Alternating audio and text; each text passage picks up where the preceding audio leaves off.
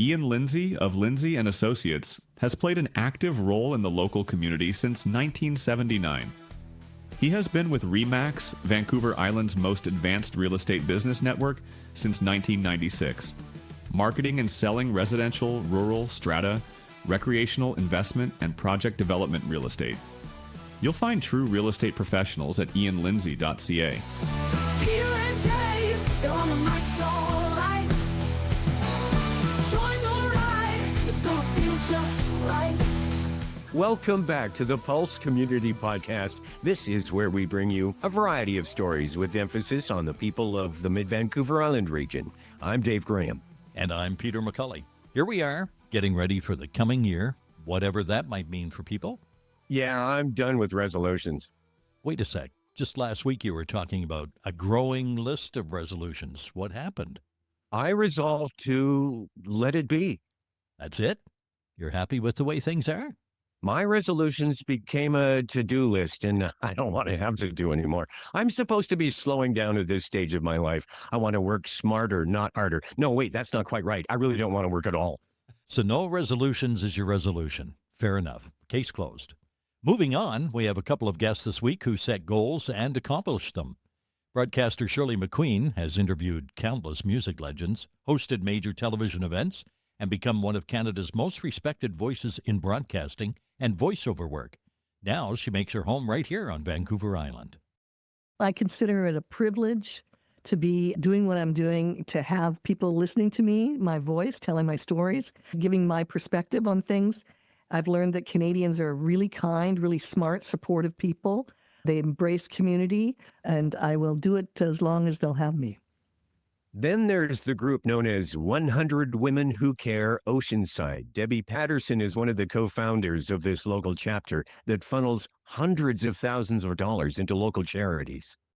Have $1 million we anticipate by April, and it's due to the fact that we have an amazing group of women in Oceanside. Our membership is now at 380, which is incredible. And that's because members bring friends and family to the meetings. The word is out, and women want to help our small charities. And the small charities help in our community. Future guests of the podcast will include a return visit with actor, writer, and producer Shayla Horsdal. We'll also be joined by singer-songwriter Ryan McMahon of Ladysmith, as well as Kristen Nichols of Toastmasters. Is this Kristy Pinchak? Yes, it is. Peter McCully calling from the Pulse community. Hi. How are you today? Good. How are you? I'm doing very well. I'm calling to tell you that Dave Graham drew your name out of a great big draw drum for our Tigh Na Mara contest, which you entered a short time ago. Yay. I'm very excited. Thank you. Well, you're quite welcome. This was our most popular contest to date. Oh, wow. There were literally hundreds of contestants who entered. As a matter of fact, in the very first half hour, Dave ran out of fingers and toes. He was trying to count all the ballots. Oh, really? So what you've won is a 2-hour self-care journey from the folks at Tigh Na Mara. So a very nice Christmas gift, I would say. Yeah, really nice. I'm really excited. I've never been there before. It is a great spot. We'll let the folks know at Tigh Na Mara, and they will be in touch on how you can claim your prize. Perfect. Thank you very much. I really am very excited, and I'm really appreciative. Well, thanks very much for entering our contest and being part of the Pulse community. Thank you. And Happy New Year. Yeah, to you too. Bye. Windsor Plywood in French Creek specializes in hard-to-source interior and exterior home finishing products, including flooring, doors, and moldings. Windsor Plywood French Creek carries high-quality, responsibly sourced products and are committed to providing outstanding value and personalized one-on-one service to all of our customers: homeowners, do-it-yourselfers, renovators, builders, designers, craftsmen, and contractors. Regardless of the type or size of your project, Windsor can help you bring your vision to life from start to finish. Let Windsor Plywood in French Creek help you with your renovation, new build, or building project. Call 752-3122. This is the Pulse Community Podcast, coming to you from our headquarters on Vancouver Island. Our head of Green Room Operations and Guest Relations is Marilyn, And here she is to introduce our first guest. Debbie Patterson is one of the co-founders of 100 Women Who Care Oceanside, a charitable group in Parksville, Qualicum Beach, who raise funds for local charities. Debbie, it's a pleasure to meet you. Thank you for joining us today. I can't wait to hear your story. Thank you so much for having me. The local group was founded about 7 years ago. You tell me you were there. Can you tell me a little bit more how it all began? I heard on the radio of this group in the United States that started in 2006 and now has groups all over North America. And the concept is that 100 women gather 4 times a year, and at each meeting, each member donates $100, which will go to a local charity. I told my friend Judy about this, and a few months later, she contacted me to say that a group had started up in Nanaimo. We went to that meeting. We were whispering that we wanted to start our own group in Oceanside, and the woman sitting in front of us in this very crowded room turned around and said she also wanted to start one in Oceanside, and that was Melissa. The 3 of us met, and then Judy brought in 2 friends, Pat and Joan, and our first organizing meeting was January 2017. The first meeting was set for April, and I was so worried that we would not get 100 women by then, but we actually had 130. So our first check was for $13,000 to Mana Homeless Society. You mentioned the proceedings, how it works, chipping in $100 each time. But what about the process for picking the charity itself each time? How does that work? Every member can nominate a local charity to receive the funds. Each member can only nominate one, but charities can have multiple nominations. First, the charity must be in Oceanside, and that reaches from Bowser to Nanoose. The charity also has to be able to give a tax receipt, and the money must stay in Oceanside. It's set up so that our local, usually smaller, charities will benefit from this. At each meeting, 3 charities are drawn from a basket, and the member then has 5 minutes to speak to us as to why we should choose their charity. It's really interesting because quite often we don't even know anything about these charities or that they even exist. After all the speakers are heard, we have a vote, and the one with the most votes is the awarded charity for the night, and the other 2 go back into the basket. The winner cannot receive funds again for 3 years, however. On those occasions where the presentations are made and the voting is done, how does that proceeding go? Is it all over rather quick, or do you agonize over the decision? It's very difficult to make the decision once you've heard the 3 because they're all deserving. Our meetings only last 1 hour, and we have a few housekeeping things that we do ahead of time. We thank our sponsors and everything. The charities each give their speech. We all vote. They don't have a lot of time to think. No, they have to make their decision pretty quickly. We collect those votes, count them, and then the charity's awarded, and we're done in an hour. And as part of each meeting, you get to hear from past recipients. Yeah. And what kind of feedback do you get to hear about? So many times a successful charity is one that many of us did not even know existed. The money is used to fund a new, much-needed project sometimes. During the initial speech, the presenter tells us what the funds will be used for. So when they return, it is to confirm what will be done or how it will be achieved.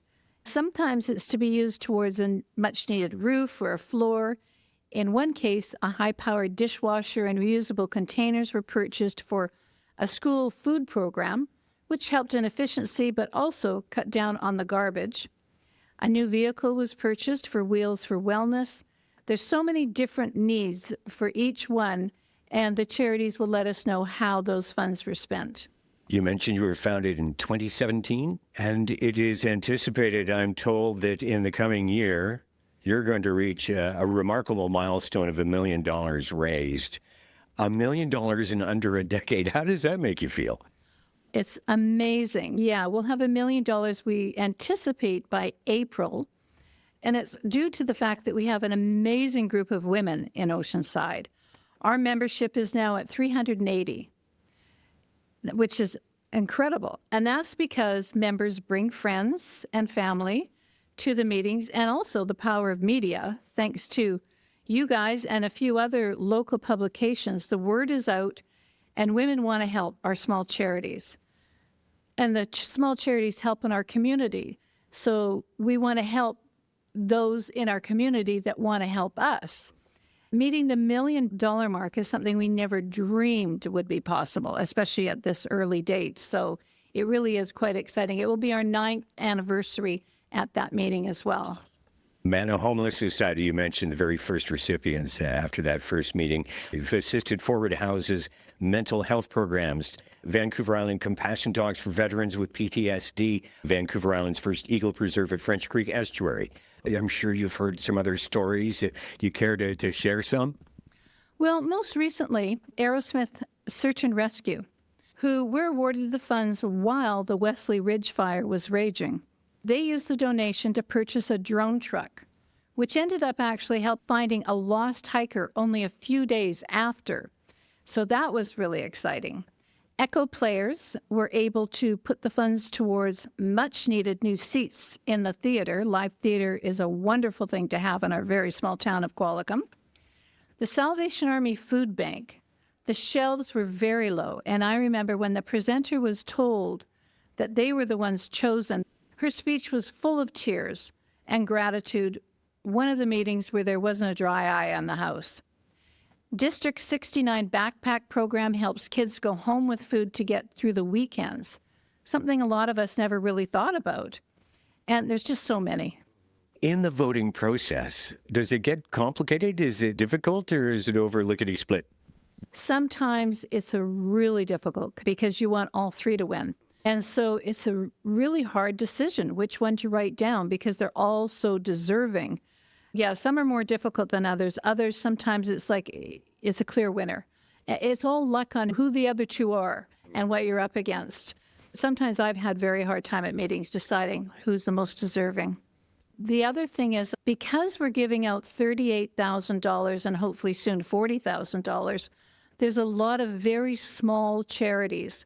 So it'd be hard to vote for a very small charity to get $40,000 when their operating budget is not very much. So what we've done is we've come up with, you can, as a charity or as a nominator, can choose to do a charity split. So they go into a different basket. And so we pull somebody out and it says charity split, and then we pull another one out of the other basket. If those two win, it's one vote, but if they win, they split the charity. We've done that many times for smaller charities because it's much more comfortable to give $20,000 to a small charity than 40 because they have to use it up in a few years and it would be impossible for some of them. Whereas somebody like Search and Rescue or Heart and Stroke, they would have no trouble with that. The other thing I just want to mention is that every woman gives $100. 100% of that $100 goes to the charity. We don't have any operating expenses whatsoever because we have very generous sponsors like Yates Memorial, who donate the space that we meet at. Close to You Fashion covers the cost of our database programming. We have our website covered for by Melissa Tracy. It's very fortunate for us that 100% of your money goes directly to the charity in need. And you go to a big charity and that's not the case. You know, you donate $100 and maybe $60 will go to the charity. So that's one thing we're really proud of. Did you have any other stories about reactions from past donations? When the votes are counted, two of our members come in with this big check, and then they turn it around and reveal who it is. And it's absolute, complete joy. They're overwhelmed. In many cases, relief that they can keep the doors open and the lights on, especially during COVID. That was a really difficult time for so many people. It's quite often not a dry eye in the house because it's just such a wonderful thing to receive the funds. They're small charities. They're not going to be able to go out and get those kind of funds like the big ones can. They don't have the staff or the resources to do that. So in 1 hour, to be able to come home with $38,000 is quite an achievement. It's a wonderful thing. Has an opportunity come up to team with the other 100 fill-in-the-blank organizations locally? We have not discussed that. We all have the same sort of premise where we raise money for our local community, but we act separately and we haven't actually discussed that. Doesn't mean to say it'll never happen. Could be something in the future. You never know. Within a 9-year span, you've accomplished so much. I can't imagine what the feeling must be like for you as one of the founders of this. You mentioned off the top of our conversation how you weren't even sure you get 100 together for that first meeting. And are you still dreaming for more? As I say, we're at 380 right now. 400 seems to be a really reasonable goal. I just want everybody to know that it says 100 women. We're not closed. We are still accepting members. We now say 100 plus women who care. And the more members that we have, the more money we can raise for our local community and the more charities that we can help in this area. So we would like to see as many women as possible, and we have a great time. A lot of women choose not to come to the meetings and just send in their checks every quarter. But for the women who come, we have a really fun meeting, and then afterwards we have a social. The electricity in the room of wondering who is going to be the successful charity is just fantastic. It's just a great evening out, 1 hour, 4 times a year. That's it. How might someone find out more information? Because I'm sure there are people right now wanting to join. Go to our website, which is 100 Women Oceanside. There is a place that you can sign in and join as a member, and Judy will get back to you right away with how to sign up to be a member. And our next meeting is the second week of January. Our April meeting will be a big celebration. That would be the one to come to for sure. But January would be good too. The work that 100 Women Who Care Oceanside does really demonstrates the power of collective action. It's inspiring to see how Debbie and her fellow members are making a difference in our region. That is inspiring. Thanks to Debbie for being on the podcast. I appreciate the reminder of what one person can do to make a real difference in the lives of others. Oh, now I'm rethinking my resolutions. I don't have time for that right now. Instead, I have to issue an invitation to get in touch with us. We appreciate your feedback on our stories, your suggestions for stories we might follow, and for announcements of coming events. You can leave us a message in your own voice or by typing. Contact us at thepulsecommunity.ca. We're on Apple, Amazon, iHeart, Spotify, TikTok, and YouTube. We're also on Facebook and Instagram. At Thrifty Foods, we love to help nonprofits, charities, and schools. Our Thrifty Foods Smile Card bulk program allows organizations to immediately save up to 6% on the purchase of Smile Cards in bulk, allowing you to keep more money in your organization's pockets. Ask for details at Thrifty Foods in Parksville. Ian Lindsay of Lindsay and Associates has played an active role in the local community since 1979. He has been with RE/MAX, Vancouver Island's most advanced real estate business network, since 1996. Marketing and selling residential, rural, strata, recreational, investment, and project development real estate. You'll find true real estate professionals at ianlindsay.ca. Peter, listening back to my chat with our last guest got me thinking about resolutions. And, I realized that my latest list was all about me losing weight and being more organized and eating more chocolate, which is all good. But I think a more meaningful goal involves looking outwards, see what I can do to improve the lives of others. Well, that sounds promising. What brought all of this on? Well, I've come to see that I've been the way I am for quite some time now, and perhaps I need to be just okay with not being the most organized person I know. And I'm good at other things like, we can get to that later.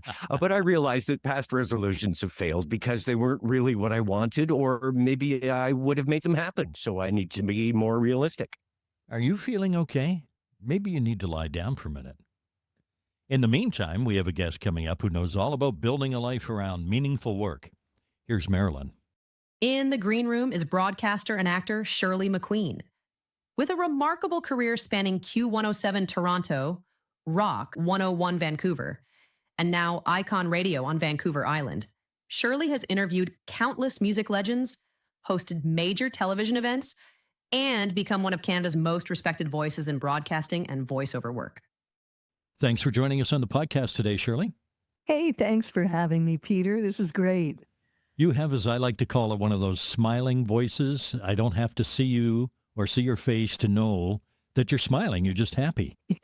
Well, I'm human. I'm like everybody else. I have my ups and my downs, but I try to keep a very Zen-like outlook. And I like to just greet every day with optimism and a few affirmations, some morning meditation, just to set my intention that I'm going to take every opportunity to make this the best day. You were born and raised in Regina, which is one of my favorite cities in Canada, actually. I wanted to know what it was like growing up there, and how did that prairie upbringing shape who you became as a broadcaster and a storyteller later? My father came from a family of 4, and him and his brother, my Uncle Dave, they moved into the city, into Regina. But the other two, Uncle Bernie and Aunt Lorene, they both married and stayed on farms. The family was from southeastern Saskatchewan, a small town called Wapella, where my father grew up, which was right next to Whitewood. Some people might know the name Whitewood just because it's right there on the number 1. And my mom was from Whitewood. Lorene and Doug, all our summers and holidays were spent on the farms. So I had the great privilege of being a city girl, which I love the action and the community of a bigger city. But I was able to take advantage of and be a part of farm life on all my summers. And I treasure those, just the family memories of the parties and the food and the holidays and doing chores as much as I hated them at the time. And running away from the giant grasshoppers. Exactly. It was a great upbringing, lots of music. When I wasn't with family playing music on the farms, the Saturday night parties and barn dances. At home in the city, I was a fan of radio. I grew up in Saskatchewan, it was the great 620 CKCK for decades, was the powerhouse province-wide radio station. And of course, they played everything from farm reports to pop music to country music, talk shows, to you name it. The other big one was CJME, and it was 1300 on the AM dial at the time. I collected the paper charts that they put out every week, their top 40, and I religiously would listen to the radio and the countdown shows. And some of my favorite memories are the DJs on 1300, CJME, Hart Kirsch, Harry Decker. My very first job in radio in Regina, I got a job as a secretary for the music and program directors at the great 1300 CJME, the Rolco station at the time, and Harry Decker was still doing mornings. My first on-air job was giving him 1-minute reviews of the previous day's soap operas, Another World and General Hospital at the time. Before I knew it, here I was at 19, 20 years old, and I'm on the air with Harry Decker's morning show. It was magical. That was back in 84. In the 70s and 80s, there weren't as many women in prominent broadcasting roles, especially in rock radio. Mm-hmm. Who were some of those female broadcasters or media personalities that you looked up to, and how did they influence your path? When I was 24, I moved to Toronto. I got 2 years under my belt at Rolco in Regina and thought, okay, I'm hitting the big time. I know it all. My girlfriend, Karina, and I, the wonderful Karina Halunga, it was her idea. Let's move to Toronto. So we packed up our meager savings. I remember I sold my 72 Copper Monte Carlo. Beautiful car. I loved that car. Got $1,200 for it. And that's what I moved to Toronto with in 1985. We landed and we made our way, though, Karina and I. In Regina, I did get some experience hosting a video show with some friends of mine because I was already in radio there. When I landed in Toronto, I managed to get this video hosting job on a live daily show at 4 o'clock. We went up against the great City TV Toronto Rocks, who were in the building with Much Music. They were the big guns, but we were up against them at 4 o'clock, and we went live. Myself and Joel Goldberg, who's still a good friend, he's become one of the great producers of film in Toronto, on a show called Something Else. And we had Top of the Pops videos under our license. So that was a great entry point for me to meet all the other media in town. And it was the little fish that all the big people paid attention to, especially because we were live and it was the dawn of the video age and we had all these Top of the Pops videos. That was a fun show, but it didn't last. Only about a couple months, 2 or 3 months later. And boom, I'm out of work again. Gary Slate was the owner and president of Standard Broadcasting at the time, and they had the powerhouse rock station, Q107, in Toronto. And I came down from the studio after doing one of the very last Something Else recordings. There's a note on my desk to call Gary Slate. So I called him, and he just flat out offered me a job. And I was flabbergasted and flattered, and absolutely, I'm taking the job. It was so very flattering. And here I was, 5 months after moving to Toronto, I'm starting on Q107. And I was nervous, and it took me a while to get comfortable, but Gary gave me all the breadth I needed. And so I was doing the overnight show. That was in those days when all the day parts were still alive. I was on from midnight to 6 a.m. And like you say, there weren't that many, especially rock, but female radio hosts at the time. The people that I got to know there at Q107 were largely the people that influenced me and taught me how to do it and what to do and what not to do. And at the time, Jane Houghton was on Q107. She and Jean Velitis were the co-hosts of Barometer at noon on Q107. Sue Johansson was there, Talk Sex with Sue. Yes. And I would oftentimes get called upon to do weekend shifts as well. And Sue was on Sunday night. So oftentimes I'd be operating the board for Sue Johansson in 85, 86 at Q107 there. There were other people at Q107, the great Bob Makowitz, the late Bob Makowitz, Mako. Very quickly, Andy Frost came on board as well. He went on to become the in-house voice of the Leafs for a time. I also looked up to female broadcasters from the news, from the great CTV and CBC news journal shows like Barbara Frum and Carol Taylor, who's on the island here again. Learning how to speak to people, how to draw the authentic person out with your questions and make people comfortable. Came through watching people like that. And you've interviewed hundreds of Canadian and international artists over your career, wherever you've been in the country. Who were some of those conversations that surprised you the most, where the person was completely different than their public persona?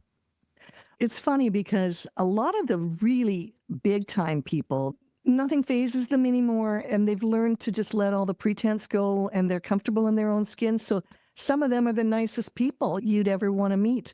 I remember interviewing Bryan Adams at Q107, and it was still mid-'80s. He was still very young in his career. Just an awesome guy. He was already quite big. The Cuts Like a Knife was a hit already for him. Heat of the Night, I think, as well. But yeah, some of the Blue Rodeo guys, Big Sugar, Gordie Johnson, the band, Ian Thomas. A lot of it for me was Canadian. When I started in Toronto, I was still doing some television, some video work. Although I did get some of the English acts coming over too. I remember interviewing the guys from the English Beat. I interviewed those guys. And yeah, it was a fun time in Toronto because the city was blossoming in the mid-'80s. Not only was radio blossoming, but the entire cultural scene in Toronto was really coming of age. It was a fun time. And I actually got to meet a lot of those artists. I would follow the 6 o'clock rock report. I was on at 7 when I got the evening show a year later after doing the overnight show. I would follow the guys from the 6 o'clock rock report, Derringer and Mako, and eventually Steve Warden. They were the ones that would book all these artists. I would be there in the green room prepping for my show and being around all those people. So I got to talk to them a lot more casually instead of actually in an interview setting. I was just casually talking to them before they'd go in for the rock report. But once I started working at Rock 101 Vancouver back in 1998, I got to interview some of the big guns myself, Gene Simmons from Kiss, Jim Cuddy, Blue Rodeo, and others. And Jim Cuddy is just an awesome guy. He's so down to earth, so pleasant to talk to. He always has a lovely thing to say about all his collaborators and his fellow bandmates. Yeah, that was really fun at Rock 101 Vancouver, that 5 years, 98 to 2003. And you stepped out from behind the mic in front of a camera. I looked you up online. I found some pretty interesting videos of you interviewing all sorts of people in all sorts of situations, like learning how to scuba dive or making pottery. You know what? That show was really fun. After Vancouver, after 5 years in Vancouver, I started following my ex's career. He's a radio programmer. He got a job as a program director at the great Power 97 in Winnipeg. So that's why we left Vancouver in 2003. I trudged off to Winnipeg with a 2-year-old and very quickly got a job there. And then after a time in Winnipeg, we went to Calgary. From Calgary, I went to Regina. And in Regina, that's where I got this job with CBC Television. Nova Alberts, who's just a fantastic television producer, hired me to be the host of Living Saskatchewan. And it was one of 9 regional living shows, the Living brand that CBC put out in 2007, 2008. There was Living Vancouver, Calgary, a number of them out east, Toronto, and I was the host of Living Saskatchewan. Our show was 1 o'clock during the day. And the mandate was to give people 5 takeaways from each segment that we produced. Each story we went out to shoot was 5 takeaways that people could actually do or learn to do something practical themselves. It would be everything from I'd go take a scuba diving lesson in the pool and show people exactly what happens in a scuba diving lesson, and if they had any inclination to go take one, and now they knew what they were in for, kind of thing, or the pottery. But we expanded our scope a little bit too, as is necessary when you're shooting, because it was a half-hour-long show. Each segment was about 7 minutes, so we would have about 3 segments a show. That's 15 stories a week. You got to go cover a lot more than just pottery lessons, which is why you saw all sorts of things. I would interview the premier of the province, who was Lorne Calvert at the time. So I went right into the premier's office in the Saskatchewan legislature and interviewed Lorne Calvert, and the mayor of Regina at the time as well. Lots of different people, and it was an immediate introduction to all the players, movers, business people, entrepreneurs in Regina and Saskatchewan, because we would travel. It was Living Saskatchewan province-wide. So that was a great introduction, having moved back to Regina, where I met everybody fairly quickly, all the players and shakers. So it was a great time back in hometown Regina for the 5 years I was there. Tell me about your time on Corner Gas. That was that same period back in Regina. As you're probably aware, Corner Gas was shot just outside Regina, Dog River. And my cousin, Brenda McCormick, is a casting director in Regina. She's one of 2. And Brenda had the Corner Gas. So she brought me in for a lot because I'd been acting for years in Toronto and Vancouver. I did 2 Corner Gases. One was where I played a soccer mom. And one was I played Oscar's mom. In the late Eric Peterson, I played Oscar's mom in a flashback scene where the camera was literally over my right shoulder. All you really saw was my ear and my shoulder, because, of course, the camera was on little Eric Peterson, a boy who was cast as the role of Eric as a child. That was great fun. And those people were so accommodating. That was David Story and Virginia Thompson, who ran the production team behind Corner Gas. My colleague, Brother Jake Edwards, here at Rock 101 in Vancouver, he came in for a Corner Gas as well, where he played a DJ. He might have even played himself. I think he did. I think he did. Yes, he did play himself. Brent Butt and Nancy Robertson, Tara Spencer-Nairn, Lauren Cardinal, they were all just so accommodating, so much fun, funny people, right? I like to think of that show as, quote unquote, modern day beachcombers. Very Canadian, right? Yes. And a different region, right? Beachcombers covered the island and the Sunshine Coast so definitively. I think Corner Gas did that for Saskatchewan. So Shirley, you're now on Vancouver Island, currently working with Icon Radio. What stories are you most excited to tell these days, and how do you think your approach to storytelling has evolved over your career? Because you always reflect the community you're in, here I am now on Vancouver Island, living on the ocean. And so it's really about the people. You know, I've been starting to go to the various arts festivals, like, for instance, the Thanksgiving Festival, the studio tour on Gabriola Island, which is just a short ferry ride away from downtown Nanaimo. I'm meeting all these great artists. So, of course, those are the stories you start to tell. And what we do on Icon Radio is we're very music focused and we're a classic hits kind of a format. It's a different format too. We're all tasked as storytellers, not DJs per se. It is an automated station. We are pre-recorded. So I do it in my home studio here. We have this massive playlist and I just go through it and I pick an artist that's interesting or might have something going on in the news about them. Because a lot of these people are still performing, still writing, still recording, and just tell interesting stories. In particular, if we've ever met or interviewed them, that's the mandate for Icon Radio, to tell real stories about these artists. Just this week, I started as the midday host on Vista Radio's Powell River station, 95.7 Coast FM, part of the Vista Radio company that also owns Icon Radio. Now I'm actually hosting and telling community stories from a Powell River perspective, Sunshine Coast. It's great to be here on the island, to be meeting all the people and the players. I've been doing great interviews with the Port Theatre and some of the artists that they bring in, and that's been a real joy. Chamber of Commerce here in Nanaimo as well. They do a lot of events. Wendy, our mutual friend in Parksville, who does a lot of publicity for events, she's had me interview Tom Lavin from the Powder Blues Band, who played the Parksville Beach Fest this past summer. And in that same vein, Al Harlow from Prism. They played the next night. I interviewed Al Harlow. So it's really a privilege to be able to be here on the island and getting to know a lot of the West Coast artists, as opposed to my time in Toronto when it was a lot of the Central Canadian base.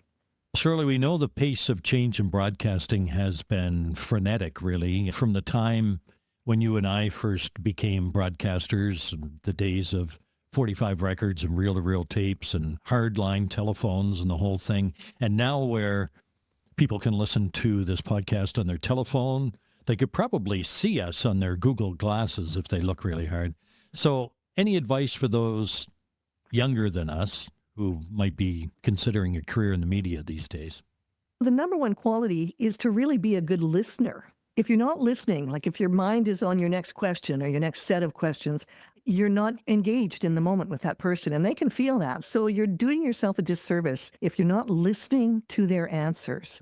People don't care what you know until they know that you care. So you have to prepare. Reading is a good way to do that, to open up your worldview and get to know all sorts of different people and people's views. Alice Munro, I love her work, but read all your favorite authors. So, Shirley, we can catch you on Icon Radio in Nanaimo and Coast FM in Powell River. And actually, I've got a side hustle. I'm recording shows for Bell Media for their Bounce Radio brand. I don't know if you know of that. They used to have them right across the country, and there was one in Kelowna up until just a couple of years ago. And Vista, my company here on the island, bought many of the Bell properties that they divested themselves of, including their Bounce here in Kelowna. So the only Bounces left are Winnipeg and Brandon in Manitoba, Kitchener-Waterloo, and Midland, Ontario. And there's one in Fredericton, New Brunswick. There's 5 of them. I do evenings and then midday and whatever fill-in they need for me. So I'm doing Bounce Radio as well. So you're bouncing right across the country again. I am. There's that smiling voice again, Shirley. I consider it a privilege to be doing what I'm doing, to have people listening to me, my voice, telling my stories, giving my perspective on things. I've learned that Canadians are really kind, really smart, supportive people. They embrace community. Like you mentioned, they have a great sense of humor. This is a privilege, and I will do it as long as they'll have me. Thank you to Shirley McQueen for being on the Pulse podcast and for offering a reminder that the best careers aren't just about success. They're about finding what you love and pursuing it with passion. Shirley's work continues to connect people through storytelling, and that's what makes her such an important voice in Canadian broadcasting. Hey, wait, that's what we're doing here, connecting people through stories. And we cater to all kinds of interests through our growing Pulse community. Football fans will want to check out the F3 podcast with Aaron and Jonathan Fraser from the Comox Valley. F3 stands for football, food, and fantasy football. The food part refers to Jonathan's bonus recipes with each podcast. Yes, Jonathan is a chef, and his latest game day recipe is Houston-style smoked brisket. Then there's the podcast Nonpartisan Hacks, featuring Parksville City Councilors Joel Grenz and Sean Wood. They offer an insider's look at municipal politics. We offer classic original radio series on our radio archaeology feature with Sergeant Joe Friday on Dragnet and Marshal Matt Dillon in Gunsmoke. And our Skookum Kid stories bring fresh adventures with Peter and Gracie, the Eskimo dog, and with Captain Dave aboard the Mellow Submarine. Both stories now come with downloadable coloring pages with each new episode. You'll find these podcasts and more at thepulsecommunity.ca. So, Peter, here we are, closing out another year. We haven't talked about your resolutions for 2026. I resolve to continue bringing great stories and conversations to our listeners. And you, Dave, have you settled on anything? Well, in the grand scheme of things, I realize that I get to live in a place that other people come to for vacation. I have my health, 3 meals a day, a warm, dry home. Gosh, I therefore resolve to keep all of that going. Anything above and beyond that is gravy. Ooh, I just said gravy. Well, you know what that means. It's time to go to the cafeteria for fries and gravy? Well, I'm now fixated on gravy, so yeah, this is how I roll, and I'm just too old to change. Hey, if we take the stairs, then we could order poutine pretty much guilt-free. Thank you, folks, for joining us. I know that I speak on behalf of everyone here at the Pulse Podcast, Dave, Marilyn, Rockin' Rhonda, and the Uptown Blues Band, and everyone else in wishing you the very best for the new year. Here come Peter, here comes Dave. Oh, listen. Bringing stories, making waves, no missing. Spinning tales in the podcast cave. So sweet. Laughs and insights everywhere. What a treat. Peter and Dave, they're on the mic, so alright. Join the ride, it's gonna feel just right.